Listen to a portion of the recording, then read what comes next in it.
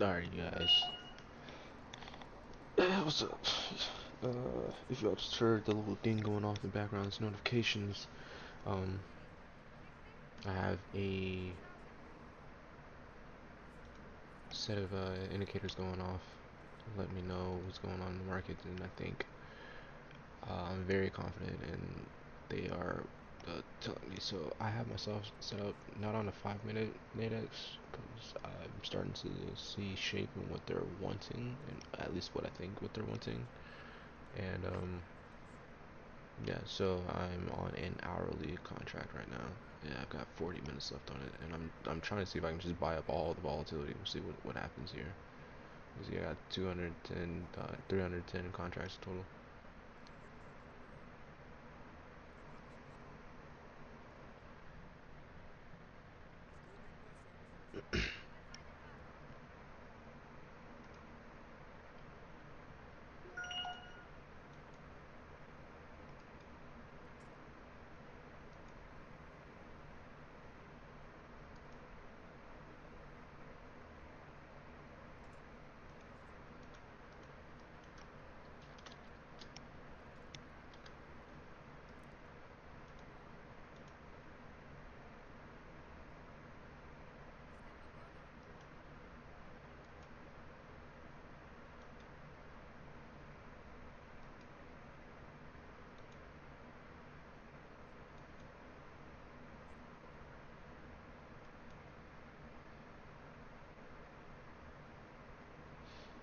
So yeah, we're just gonna sit here, watch how this plays out.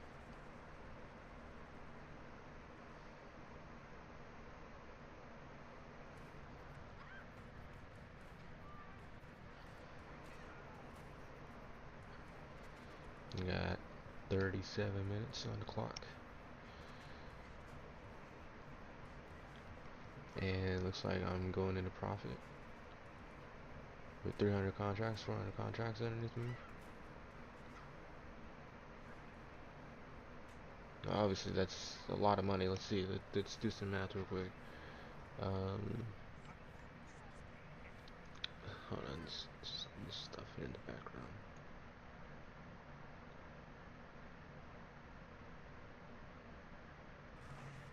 Oops. Sorry. You know what I can do? Hang on. Bear with me, you guys. I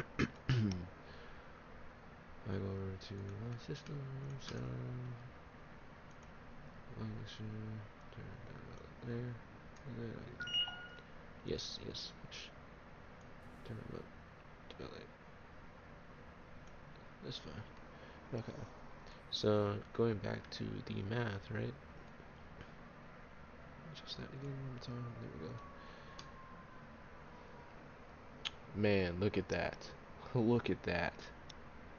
Oh, that's what you like to see. I look away and I look back and we got a sharp incline. That's definitely what I like to see. That's mentally rewarding. Okay, so 400 contracts in total. We'll do 300 first times 4.48. $1,344. Okay, plus another about $800. But about 2,000, almost 2,200 on this trade right here. Now, my question is, is it going to be short-lived, or is it going to fall through? That's what I just said. They do not know.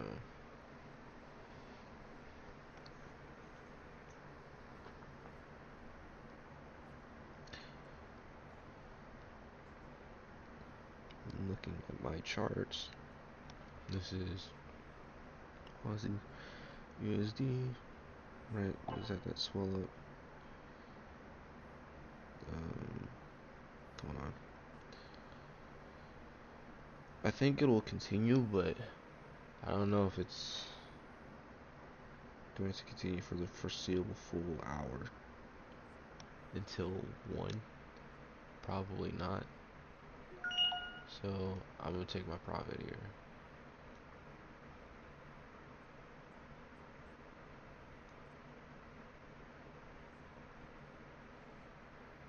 And capture that amount of volatility there for this guy.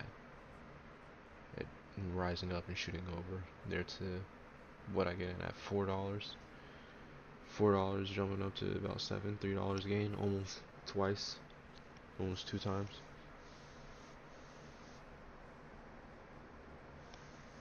Let's see if we can get out of this trade.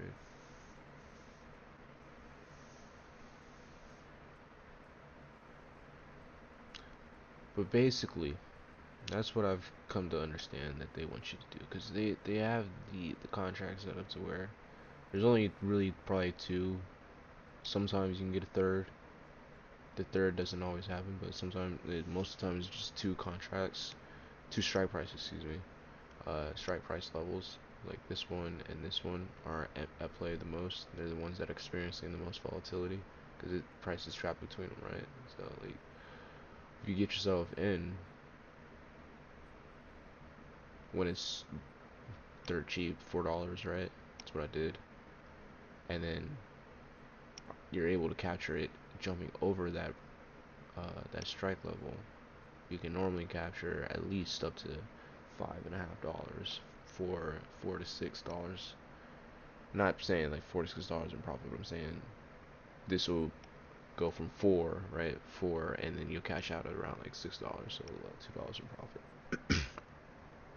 Just still, profit is profit, right? But here it seems like the name of the game is, if you want to actually make some substantial money, you have to have a lot of money in your account to be able to do a lot of the smaller contracts. Unless you're able to forecast a big move that crosses not one but two, which those moves do happen. Like this guy right here, he went from there to there. That would be close to two. This guy, technically, in full ATR value, he would cross two for sure. But most of the time, you're only gonna get one flipping off of one of these levels. It's only gonna go so far before it comes back, which is why I ended up have. Is it still trying to close? Okay, hold on.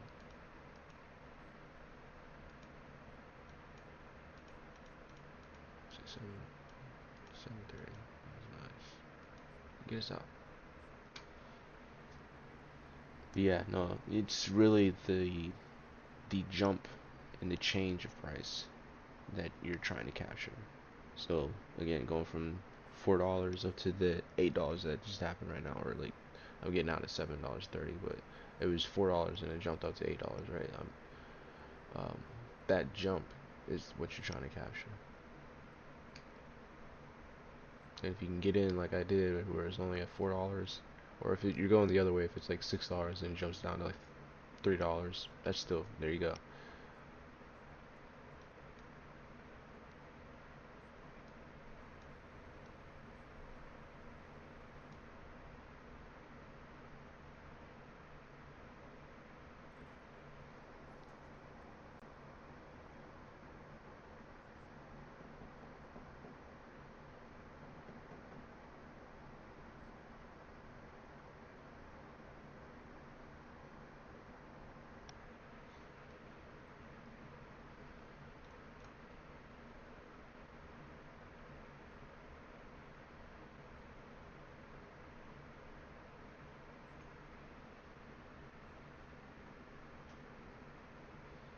Okay, we just closed out. We got 800 bucks off of that right there.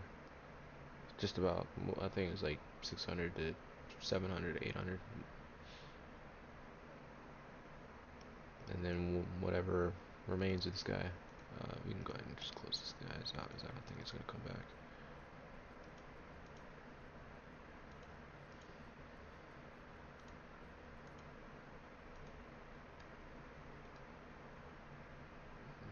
$800 to get another 200, pretty much.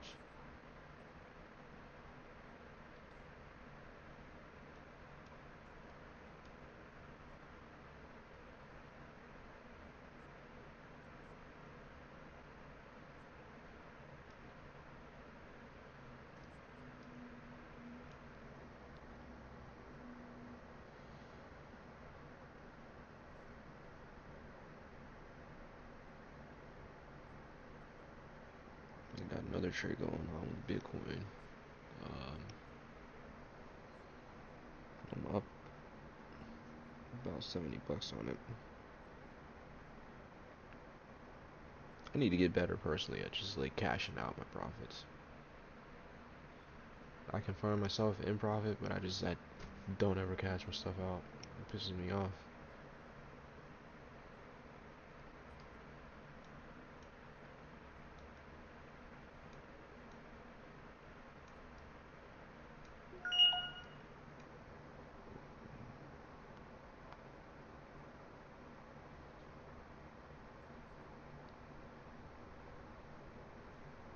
Pound USD.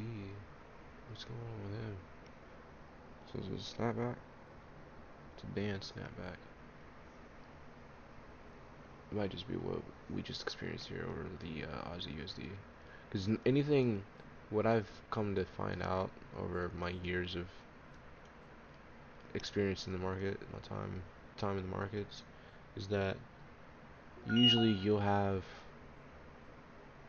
a somewhat, it's not always a one-to-one, but you know, it's like maybe close to as you can get to a one-to-one between uh, the different pairs. So like the Aussie USD, you have a buy over here, and then you also have another buy pop up around the same time. It might be a little bit before or a little bit after, or maybe at the same exact time.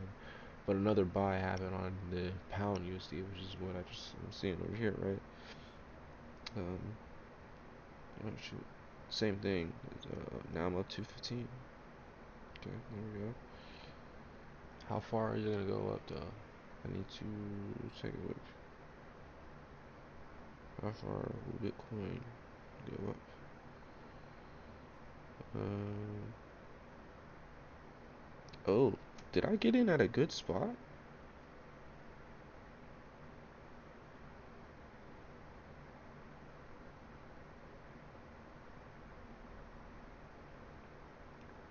It's not, it's not stellar, but it is a relatively low risk environment. But for how long though?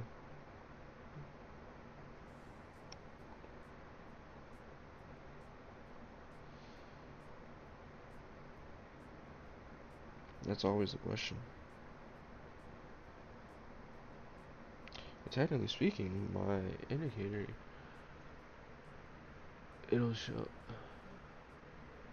I will show you guys what I'm working with here in just a second.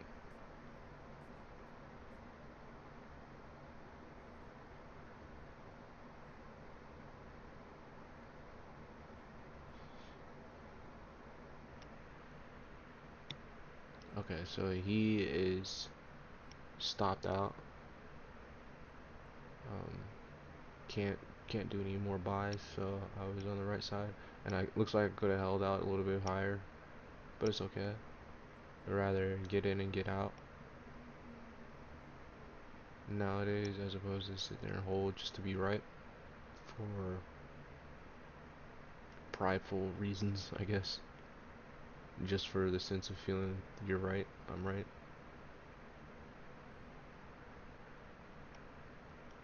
But yeah, no, that was a good spot.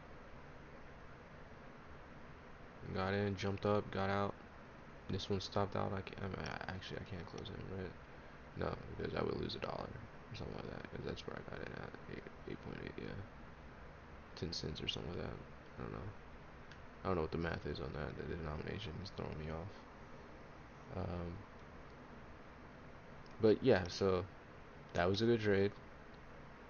I was really, really feeling like that one was, and I spotted it out on the 1 minute. My indicators did. Um, Bitcoin is falling back down.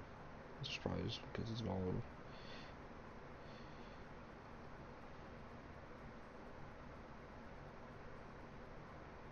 See, I feel like I should just close them out.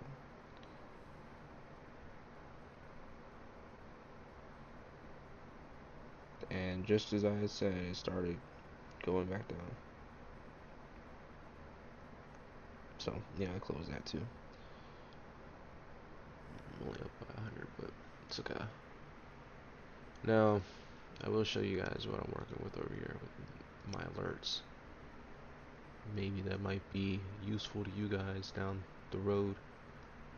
I haven't really done much trading in a while, but I figured I would get back into the ring because I found myself passing one of the prop firm testing simulators, and for a short little bit on my live account there. Kind of crazy the fact that I was able to manage that though. I'm gonna do it again though. If I can do it once and y'all just see me took that trade right there. If I do it once, I can do it again.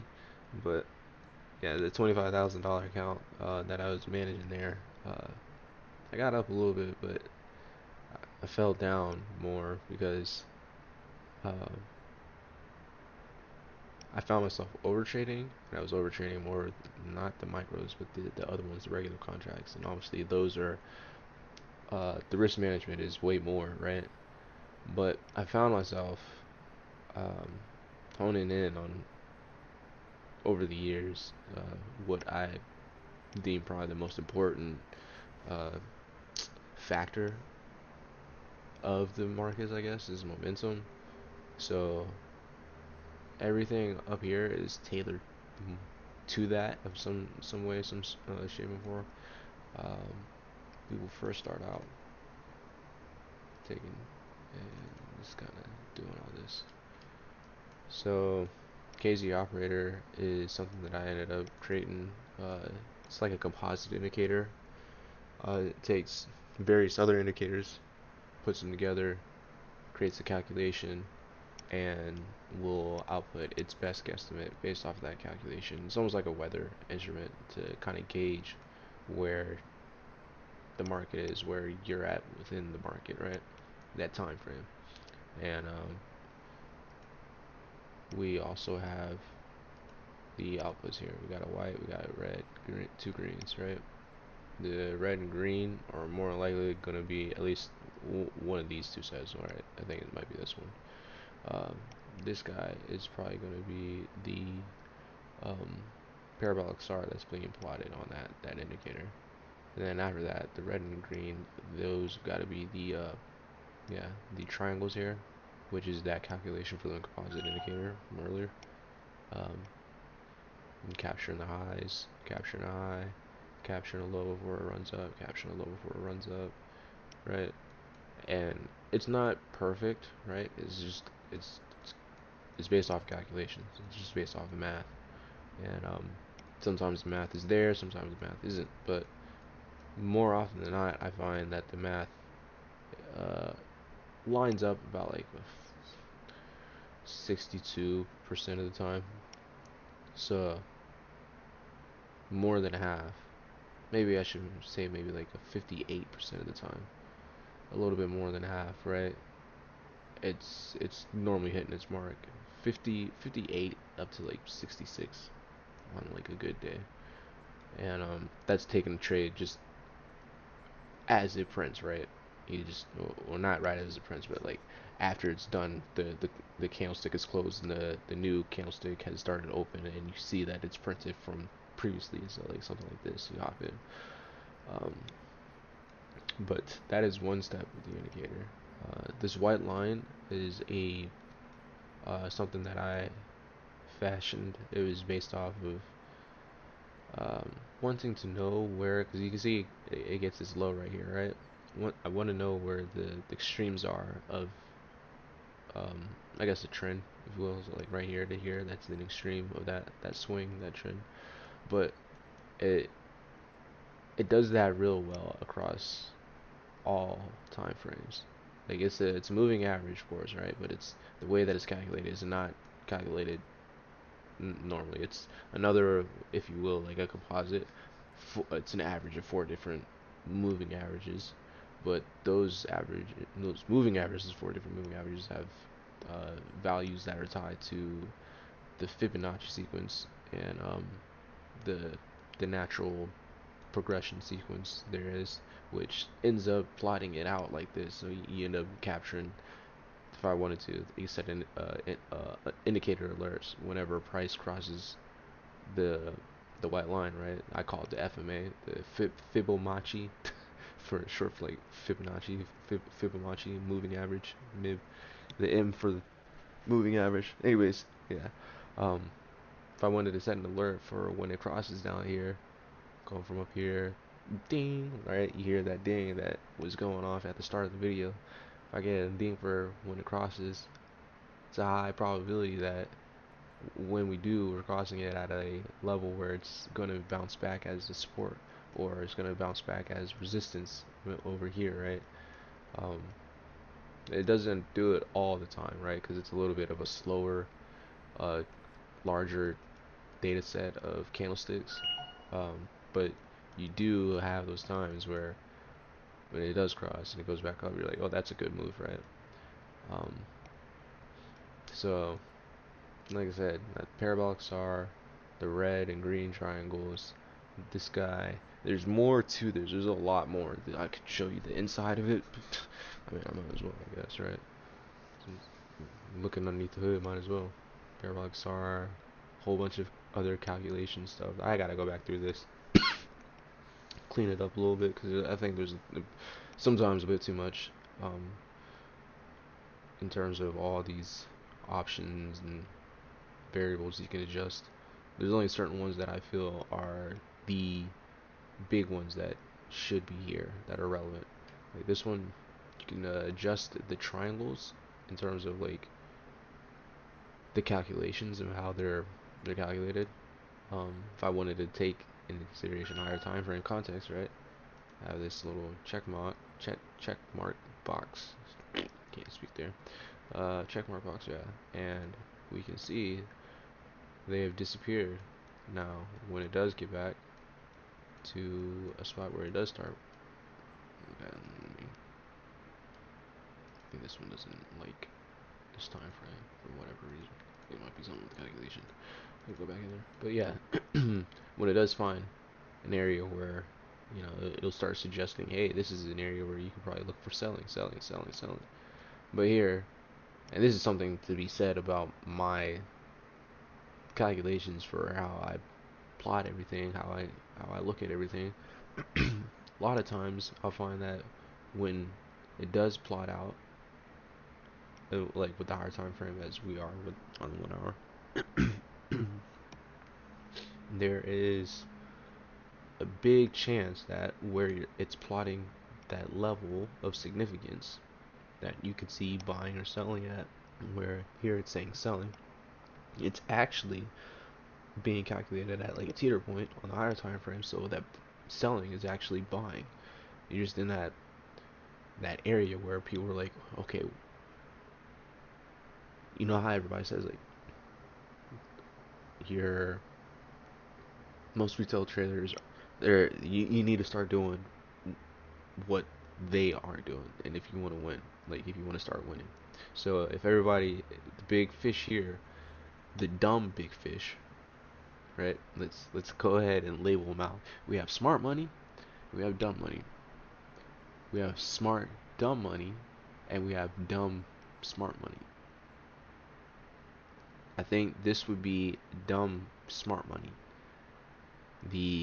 They're not whales, but they are people that have money in the markets, and they think that it's gonna go down, right? So they all are thinking that it's gonna sell, and I would be thinking the same thing too. Just off again, that's why I said it's about a 58%, 58 to 66% chance that I take a trade and it's gonna work out in the direction that it's saying. So here my alert goes off on the hour time frame. People on the hourly time frame are thinking that it's gonna sell. Dumb, I guess it's dumb money on the higher time frame. I guess it's not dumb smart money, smart dumb money. My mistake there. I was thinking it was. It sounds like it could be. Maybe there is something that's like that. We just have to flesh it out a little bit further. But anyways, the people on the 1 hour time frame, they're the dumb money that's on the 1 hour time frame. They're all thinking, oh, it's gonna sell. And again, like I said, I probably would too, just off face value. So start putting things into context, and you start seeing that it's actually moving up, and you start riding that trend. You're like, oh shoot, it wasn't going down. We were actually going up. So, like I said, that's some of this extra stuff that goes underneath the hood here. There's a lot that I did for this one, but that would be one of them. Um, then like you can probably get rid of a whole bunch of this other stuff, or just not get rid of. Make it inaccessible. Who are you? I don't know who you are.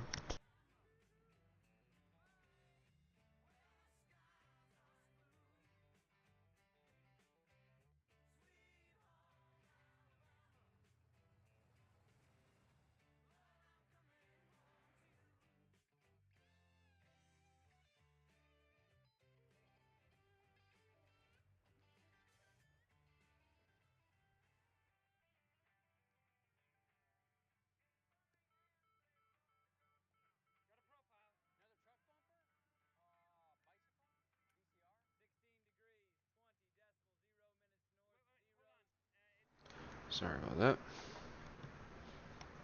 I don't know what that was about.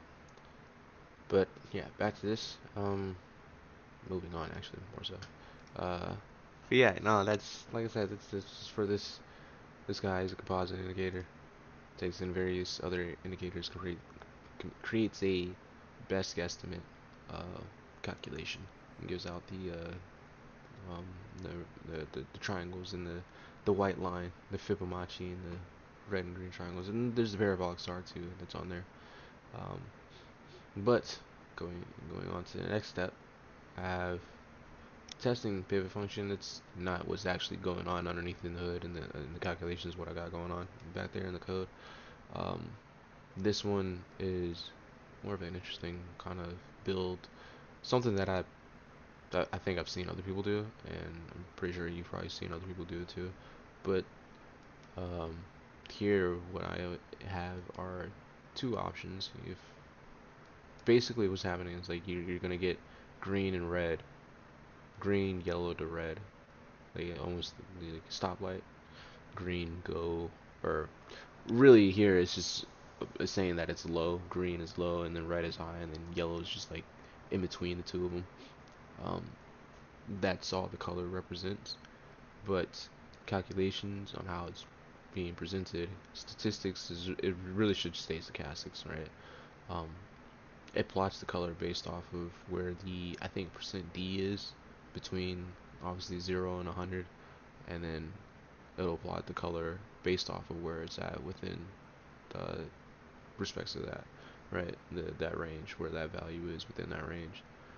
And then I have the ability to change the time frame again if I want to. Put it, let's say, on the hour.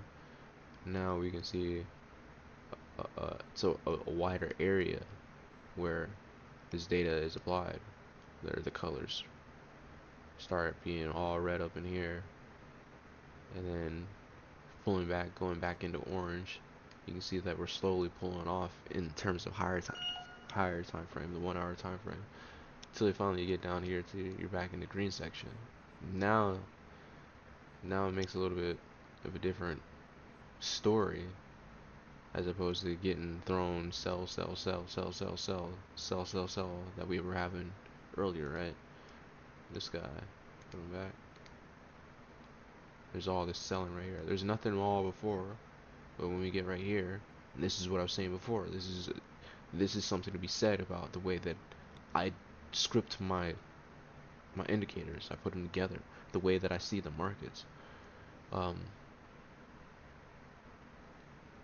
my calculations, I guess, and the way that I produce the calculation. I don't know, but the fact that it gives a signal right before it wants to move off, and that's what it will be happening here. It'll capture the highs. It'll produce a signal right before it moves off. It'll capture a signal, and it was doing this calculation here again on the 1 hour time frame, right? Starts plotting all these reds on the 1 hour time frame. It's saying that's a good area to sell. However, we got on this one the 1 hour time frame for stochastic, really, like I said. Um, we went from red, yellow. Now we're in deep, not deep green. There's more green to be had if it goes deeper. That's probably why it went down that way for the full retest. But you're in a healthy pullback for sure. healthy pullback into a green area for, once again, this is high, this is low. So last minute sellers, they got swooped and it was bought off, right? So the other one is based off of pivots. That's why I haven't named this testing pivot function. Let me go back over here, fix him, turn him off. So just get normal printing, and yeah. So now we're back, and the other one, the way that's being printed is it's based off of the pivots that it finds within the structure, natural market structure. So what happens here is something interesting. I don't know if you guys have ever come across this or thought of that this could be a thing, but sometimes the market will be gray because it's out of play. It's outside of its natural bounds, its natural pivots. It's think of the natural pivots as if you have one above and one below. If you break one on either side, there has to be a new one that's got to be printed in order to bring it back into play. Which is why what we kind of have right here. We drop down, break out on the bottom side, push up, come back in, retest, and we're making the colors. Right? We're printing in green, yellow, orange, red, going all the way up to super dark, and like this is the top of the stochastic range, right? And you're outside of play. It's gonna come back and it'll start printing, but where it's printing at color wise, where it's at is also kind of one of those things that you gotta just put into context, or like context clues, if you will. So certain times markets will just run off and then you'll try to hop in. It just seems like you're never going to be able to get in. It just seems like that's probably because the market is out of play. It's trying to find its natural boundaries, um, to actually do business off of. So I don't know if you guys have ever experienced something like that. You try to get into a move and it won't let you have it. You want to get in, but you're like, man, I missed that. Well, it's probably because the entry that you thought would have been a good entry was out of play. And where you tried getting into play, the momentum was too strong and it just ran off without you. Now maybe you could do like a market order and you could definitely probably get in there, but at that point I think you're just risking your account balance, your margin, um, because the volatility is going to be probably a little bit too wide on the spread. And then at that point, I guess it comes down to risk management of where you're getting out and which uh, ones you're engaging with. So the regular or the micro.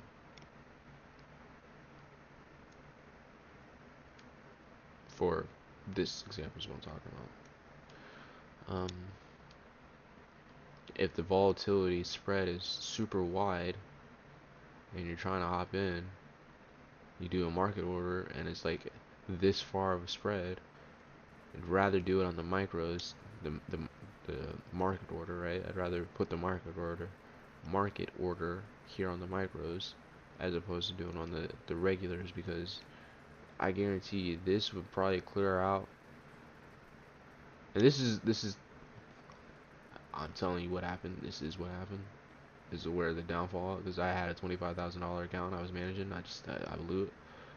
This is one of those things that like you learn in retrospect, but getting in on one of these because you anticipate momentum to continue to that direction, there's the risk in that, because like I said, it might be out of range, and where you're getting in, it'll play back and forth off of that level until it wipes you out, or your margin out.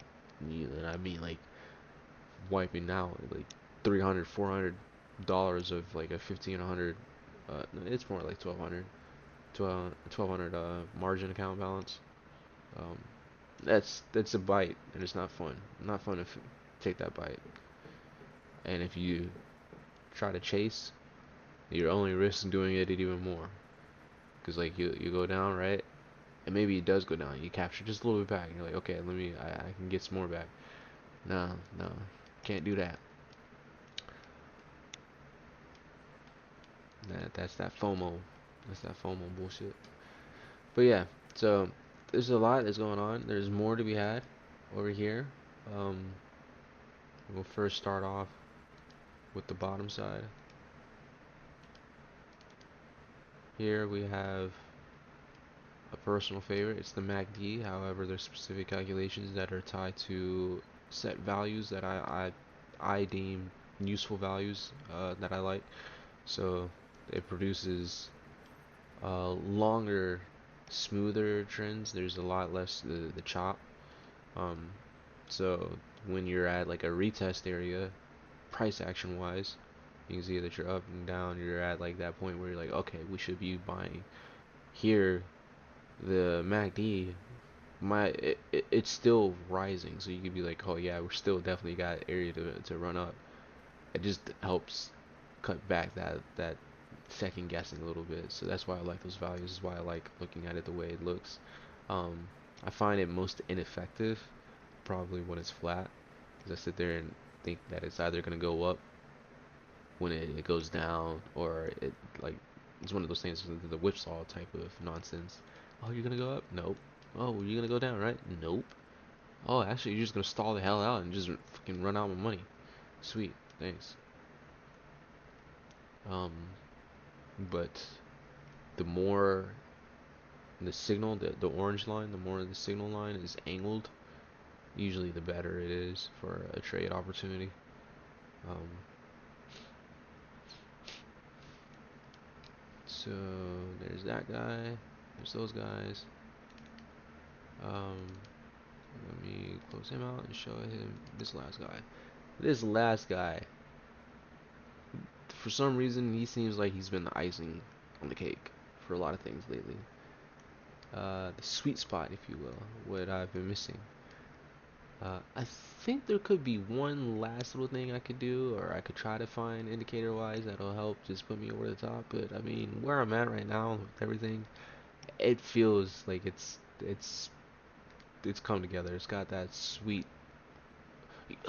I guess the best way you describe it, like you have chicken nuggets, and then you can have some breaded chicken nuggets, or you could have some tangy barbecue sauce breaded chicken nuggets, right? It's one of those things. Like after that point, like what more could you be adding? Maybe just I don't know, some pepper just to spice up the tanginess of it. I don't know. Like there's if there is something small, it's going to be very small that'll just put it over the top. And when it does go to the top, it's like, what more could you do? That's how I feel about it. Uh, so yeah, no, but back to him. He close, collapse. Let's walk ourselves through it. ROC, that's the rate of change. Uh, and I said the biggest at the start of the video, like the biggest thing that I find uh, the facet of the market is momentum. Rate of change is a precursor to momentum, if you will. If I'm thinking about it right. You know, that makes even more sense now I think about it too. Shoot, I see it. I see it. Sorry, I'm just having a mental epiphany about what I'm seeing, how it works. Not necessarily the math behind it, but like the logic of why it works. But there's velocity. Wait, am I doing this right?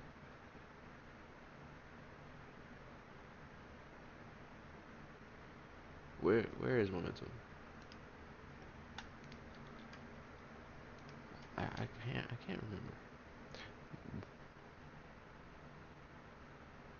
I have to get back with you guys on that one. I could have sworn that momentum, but now I'm thinking about it, I think it's acceleration. It's velocity, then acceleration, then acceleration. Velocity is rate of change, though, in one way or another. Um, Velocity. Yeah, where's momentum coming? No, I'll have to get back to it on that one. But momentum, I guess, I guess what I was wanting to know was the velocity of price. For the longest time, now I'm thinking about it, that is because there is an indicator here where I do instant. Yeah, this was me. Instantaneous velocity. So clearly, I was wanting to be very methodical and mathematical on my approach in terms of what I'm looking for, and I wanted to know what the strength of a move was because even though you might have a pullback and it feels confirmed, like the regime of the market structure that you're in, it wouldn't allow it to actually be a good pullback. It would be like a full reversal, right? Um, this is theory. This is what I'm talking about. Is what it seems to be like a lot of more so theory. Uh, but no, really want to just be able to recognize, even though we made this up move is actually falling in price value. So like a divergence, if you will. Yeah, we all know what divergences are. If not, then I could probably put a link. You just Google and there's a shit ton of pictures of cheat sheets of for divergences. But I mean, if you could, it would be, and I see why this would make sense too. Sorry, I keep explaining things that I'm not even fully explaining them. It would be comparable to looking at a move on the chart and being like, this move that I just seen, is this the same thing as looking at a toy model engine of a locomotive of a train, or is this an actual train that is moving by? Like if you were to look at um without any, I guess, outside visual context, if you were to look at a toy engine model of a train and you looked at it close up, like while it's moving, you probably wouldn't be able to tell the difference that it is a toy model engine versus it being an actual legitimate full engine, a full train. It's only when you are able to zoom out and be like, oh, I can see that this is a toy model engine because we are on a 6 foot track, right? There's something outside the boundaries of the when you were zoomed in looking at the train, right? If you're looking at the model, when you zoomed out, you looked out or around in context, you're like, oh, I see that there is this the plug that's plugged into the wall. That's how I know this is not a real train. Or you can be like, oh, clearly this is not a train station, right? There's something outside the boundaries of just looking at just the market price, the price action itself, that you need to know whether this is an actual uptrend or not, right? Whether this is a real train or whether this is just a model train. That's that's the kind of nuance level that I'm getting out of this the purple line specifically, the purple output, and that is the rate of change. Now this rate of change is being plotted off of, drum roll please, da da da da, the white line, right? Okay, how is that happening? Well, if you go in here, I have it set up, I have it coded where it will input the source feed from my value, right?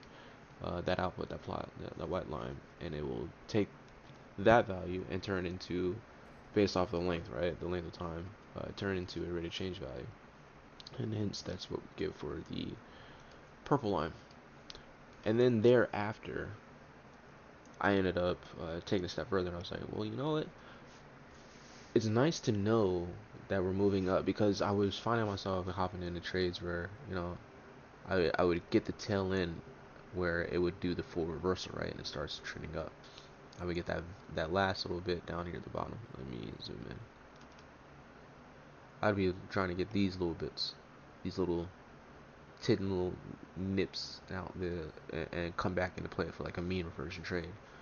Um, and so, like I said, it's nice to know that you know we made a reversal, but sometimes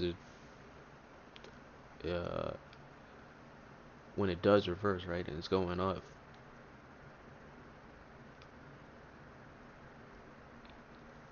either the entry won't be the best, either down here you try to get a retest going across, like thinking that it's gonna come back, but it might not ever, as it just so happens to do over here. It goes up further. You just want to know where its expected boundaries are, where its expected play would be for this rate of change, this again instantaneous velocity of price action, the price itself. Alright, move. If I wanted to, I could just look at this and guesstimate and gauge price action based off of this value, right? And be like, okay, this boundary that we got, this Bollinger Bands, is why I ended up putting them on here. That's why I plot them, because again, I want to know where the boundaries are. Um, Before it was just looking like this, right? None of this was there. Move. There we go. So I would sit there and just watch the markets, and then I also track it along the purple line, and you can see that you know, certain areas, it's easier to tell that you're in an uptrend that you should be buying, or you're in a downtrend, or that you're slowing down. More so probably around here. Um, so it's easier to tell that these things are coming up, and just by a guesstimation kind of thing. Going up. At some point, we're gonna turn around. We're gonna go down. Okay, I can see we're starting to slow off. Is this it? And probably right around here is when you'd be able to get in. But if I wanted to get ahead of that a little bit, how could I do that? How could I prepare myself a little bit even before that? Well, let's go ahead and get some Bollinger Bands up in here. That's why I plotted these out. Now, I get alerted anytime prices on the outside of these bands or crossing the moving average in between. Again, putting all this into context with itself. Let's put this back.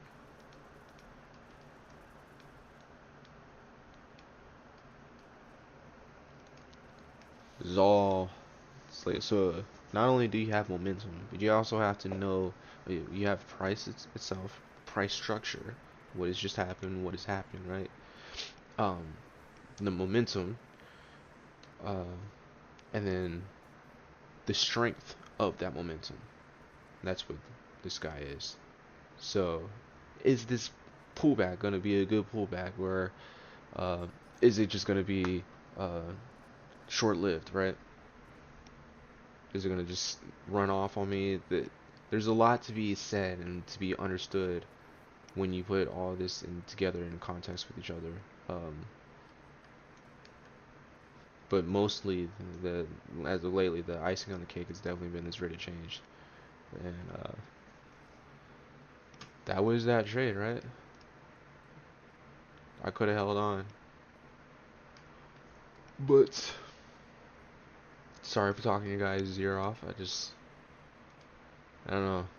I always find myself trying to get this money, talking about making bags, getting this bread, getting my cheddar, getting better with every letter, right? But I never seem to get any better until what seems to be as of lately. I have gotten better. I was able to get the $25,000 live account. I just needed not to blow the margin. Needed to make that risk management discovery that I figured out a little bit too late, right? My margin was already blown. It was already way down at about like, I think it was only maybe at 100 or less uh, by the time I made that discovery, the new epiphany that I had. And basically what that was, the epiphany was just like trying to find the right spot to be in order to engage with the regular, not the micros, where it's only $1 per pip. Here it's $10 per pip. So just finding the right area, the right market regime, to where hopping in for those trades on these markets, the regulars, My money's not gonna. I'm not gonna see a huge spike against my margin, like $300 to $600 in one go. That's a pain. That's a huge pain. But keep moving, keep trucking along. You know, I just seen that hourly contract I took on Nadex. I don't ever do Nadex. I haven't traded Nadex in a while, but like um, most of the time, I'm always on the 5 minutes. But I've reshaped. That's what they would. If you want to last in there, you can't be on the 5 minutes. You just gotta be on the hourlies or the dailies. And I think one hourly a day is a good number. And of course, if you have a large enough margin, large enough account balance, as what I had, I ended up taking that trade. It was 300, 400 contracts. It ended up totaling about 2,200. And I made about, was it 800, 900, about 1,000. So, it takes money to make money, right? That's what I'm trying to say.